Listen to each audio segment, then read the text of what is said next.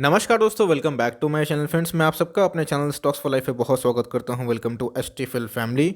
Dear family members, breaking news अभी देखने को मिल रही है। आपको पता है कि भाई बात की जाए इंडिगो पेंट्स की और बात की जाए आईआरएफसी आईपीओ की, तो दोस्तों आज तो आईआरएफसी आईपीओ के बारे में डिस्कस करूंगा इस वीडियो में। लेकिन आपको पता है कि इंडिगो पेंट में दोस्तों हमें बहुत ही उछाल देखने को मिल रहा है ग्रे मार्केट प्रीमियम में।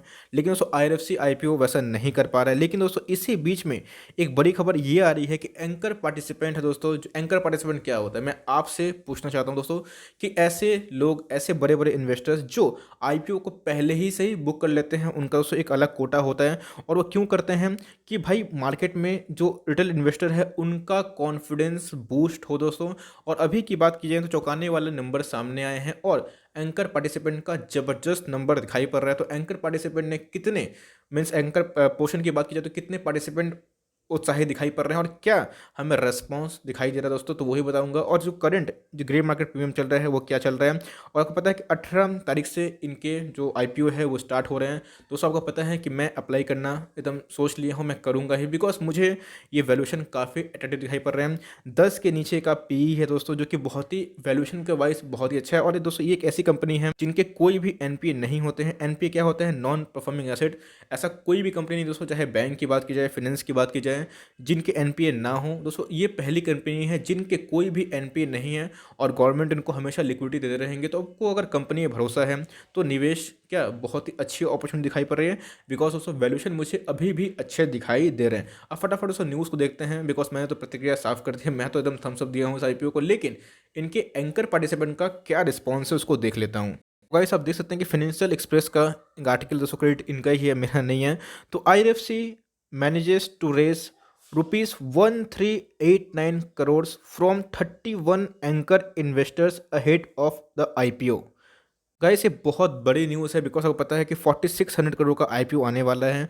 और दोस्तों अगर आईपीओ के पहले ही अगर एंकर इन्वेस्टर से अगर आईआरएफसी इतनी बड़ी दोस्तों लाइक फंड रेस कर सकती है, तो आपको आईआरएफसी की क्वालिटी में कोई भी कॉम्प्रोमाइज़ दिखाई नहीं पड़ना चाहिए। Because marquee names among the anchor investors for IRFC include Goldman सैक्स, BNP Paribas, Kuwait investment authorities and monetary authority of Singapore. तो इतने बड़े बड़े दोस्तों एंकर इन्वेस्टर हैं जो इनमें पार्टिसिपेट करते हुए देखने को मिल रहे हैं। गाइस आप देख सकते हैं कि अगर न्यूज़ को पूरा पढ़ूं, शॉर्ट में ही पढ़ूंगा, आपका ज़्यादा टाइम नहीं लूंगा दोस्तों। तो days ahead of its initial public offering IPO, Indian railways finance corporation has manage to raise 1389 crores from 31 anchor investors. IRFC confirmed the bosses that it has allocated 53.45 crore equity share at rupees 26 on Friday to anchor investors. The IPO of PSU firms open for subscription on Monday। चूंकि आपको पता होना चाहिए दोस्तों Monday से खुल रहा है। तो गाइस इधर पे हमें देखने को मिल रहा है कि were 178 crore equity share of the firm will be available for subscription.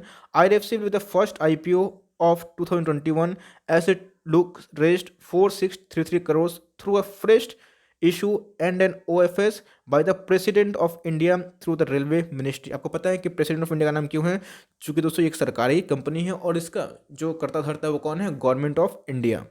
Anchor portion के नाम की बात की जाए दोस्तों तो मैंने बता दिया था। लेकिन आप देख सकते हैं कि इधर पे जो नंबर्स हमें देखने को मिल रहे हैं दोस्तों, इतने बड़े बड़े नाम हमें देखने को मिल रहे हैं। गोल्डमैन सैक जैसा नाम देखने को मिल रहा है। और so of the total 53.45 crore shares that were allotted to anchor investor by IRFC, monetary authority of Singapore picked 4% stake. आप देख सकते हैं दोस्तों कि 4% स्टेक तो भाई सिंगापुर की अथॉरिटी ने ले लिया है।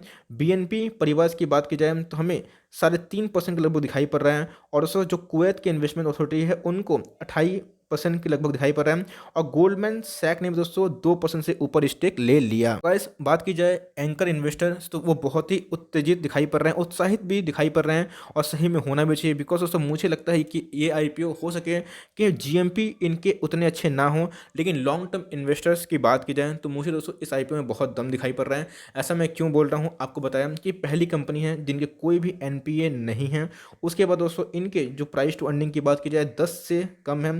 प्राइस बैंड में दोस्तों हमें 25 से 26 दिखाई पड़ रहा है। बहुत लोग ऐसे हैं जो ये बोल रहे हैं कि से नो टू गवर्नमेंट कंपनी। जी हाँ दोस्तों, आप बेशक चाहे तो इसको अवॉइड कर सकते हैं, लेकिन अगर आपको लगता है कि भारतीय जो रेल है दोस्तों, अगर उनके एक्सपेंशन नहीं होंगे तो आप चाहे तो कम्प्लीटली इसको डिनाई कर सकते हैं। लेकिन अगर आपको लगता है कि आने वाले टाइम में बुलेट ट्रेन जैसे बहुत सारे प्रोजेक्ट्स होंगे और भारत में और भी इंफ्रास्ट्रक्चर की बात की जाए, रेलवे ट्रैक्स की ज़रूरत है, उनको पूरा फिनेंस का काम दोस्तों ये करती है। अगर आपको रेलवे में भरोसा है कि कभी बंद नहीं होंगे और मीन्स अंतिम दम तक ये रहेंगे, तो ही निवेश करिए, अदरवाइज कंप्लीटली आप इसको अवॉइड भी कर सकते हैं। एनालिस्ट भी दोस्तों साफ बोल दिए हैं कि analyst believe the firm is well placed to grow with the increasing footprint of the Indian railways through the IPO. The president of India promoter of IRC will offload 13.5% का स्टेक दोस्तों हमें ऑफलोड होता हुआ देखने को मिल रहा है। उसके बाद 86% का स्टेक रहेगा, जो कभी ना कभी गवर्नमेंट को 75% करना ही पड़ेगा। और दोस्तों आप देख सकते हैं कि brokerage set higher price band of ₹26। IRFC is valued price to book 1 × 2 times, जो कि बहुत ही दोस्तों रिजनेबल है। और ब्रोकर्स की बात की जाए तो उन्होंने सब्सक्राइब की रेटिंग दे दी है। तो फटाफट दोस्तों जीएमपी बताने के पहले आप देख सकते हैं कि 18 तारीख से इनके सब्सक्रिप्शन चालू होंगे और 20 तारीख को खत्म होंगे। बेसिस ऑफ अलॉटमेंट आपको लगा या फिर नहीं, ये 25 तारीख को समझ में आ जाएगा। इनिशियल ऑफ रिफंड कब है दोस्तों? इनिशिएशन ऑफ रिफंड 27 तारीख को, आपके 28 तारीख को ये क्रेडिट हो जाएंगे। और लिस्टिंग डेट कब है दोस्तों? तो 29 तारीख को लिस्टिंग डेट देखने को मिल रहा है। तो एंकर पार्टिसिपेंट की बात की जाए तो अभी तक बहुत ही प्रॉमिसिंग दिखाई पड़ रहा है, लेकिन देखना बनता है क्या दोस्तों हमें रिटेल कैटेगरी में या फिर एचएनआई कोटा में क्या देखने को मिले। लेकिन एज ऑफ नाउ 16 तारीख को जब मैं वीडियो शूट कर रहा हूँ दोस्तों, जिस टाइम पे अभी की बात की जाए तो ₹1.5 हमें इनके प्रीमियम देखने को मिल रहा है। इसका मतलब प्रीमियम में वैसे कुछ उछाल दिखाई नहीं पड़ रहे हैं। मुझे लगता है फ्रेंड्स कि इनके रिफ्लेक्शन कब देखने को मिलेंगे? आई थिंक जब मंडे को मार्केट खोलेंगे और शाम तक इनके रिस्पॉन्स अगर अच्छे रहते हैं तो हो सकता है कि इनके जीएमपी बढ़ें। तो यस, अगर आपको जीएमपी बहुत ज़्यादा चाहिए तो आप इंडिको पेंट के लिए जा सकते हैं। लेकिन दोस्तों अगर आप एक वैल्यू इन्वेस्टर हैं तो मुझे दोस्तों ये आईपीओ बहुत ही अट्रैक्टिव दिखाई पड़ रहा है और मैं मस्ट सब्सक्राइब करूंगा और इसको दोस्तों उम्मीद भी करूंगा कि मुझे मिल जाए। तो छोटी सी अपडेट थी, सोचा दोस्तों अपने व्यूअर से शेयर कर दूं। आई होप दोस्तों ये वीडियो आपके लिए हेल्पफुल है।